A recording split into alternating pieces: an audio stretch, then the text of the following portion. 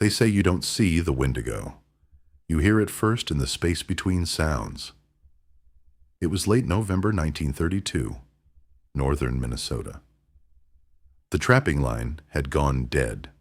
Alton Crow and his nephew Eli had pushed too far into the Lost 40, that old growth stand of white pine, where the trees grow so close, the snow never hits the ground. The old Ojibwe guide at the trading post had told them not to go in after the first heavy freeze. He didn't say why. He just said, "That place remembers hunger." On the third night, the wind stopped, completely. In the North Woods, the wind never stops. Eli sat up in their lean-to. "Uncle Alton, where did the birds go?" There were no birds, no squirrels, no sound at all except their own breathing and the soft tick of the cooling fire. Then the smell came, rot and frost and wet fur, but sweet underneath it, like meat left too long. At the edge of the firelight, between two pines, something was too tall. It had not been there a second ago. It was thin, wrong thin, like a man who had been stretched on a rack until his skin barely covered his bones.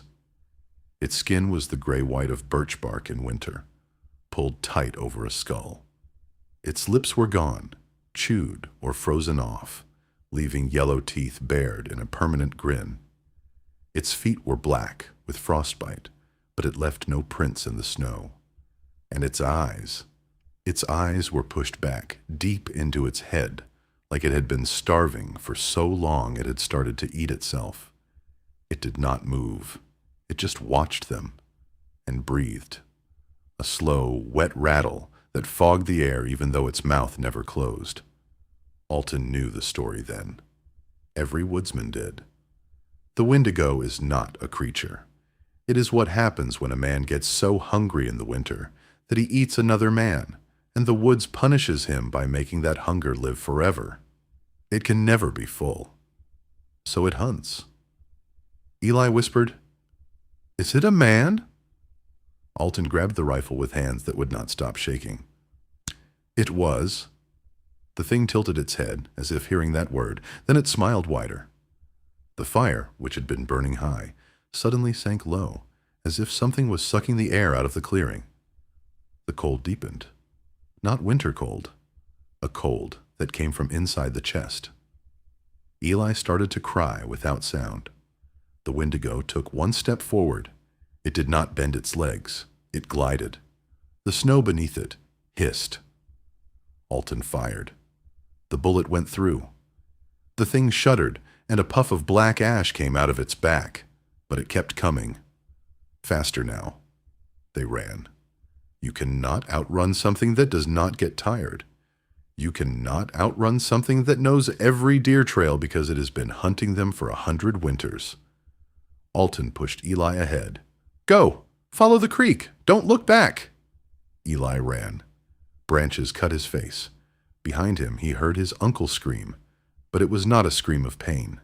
It was a scream of being emptied. When Eli stopped, miles later, lungs on fire, the woods were silent again. He was alone. The snow was untouched behind him. No footprints, no blood. He made it to the trading post at dawn. He told them his uncle was lost. They found Alton 3 days later, sitting upright against a pine in the Lost 40, frozen solid. His eyes were wide open. His mouth was open too, as if he had been screaming for a long time. His rifle was across his lap, unfired, and he was thin, impossibly thin, like he had not eaten in months, his skin stretched over his bones. The coroner said starvation. In 3 days. Eli never trapped again. And on nights when the wind stops in November, he says you can still hear it out there between the pines, breathing, always hungry, waiting for the next man who stays in the woods too long after the freeze.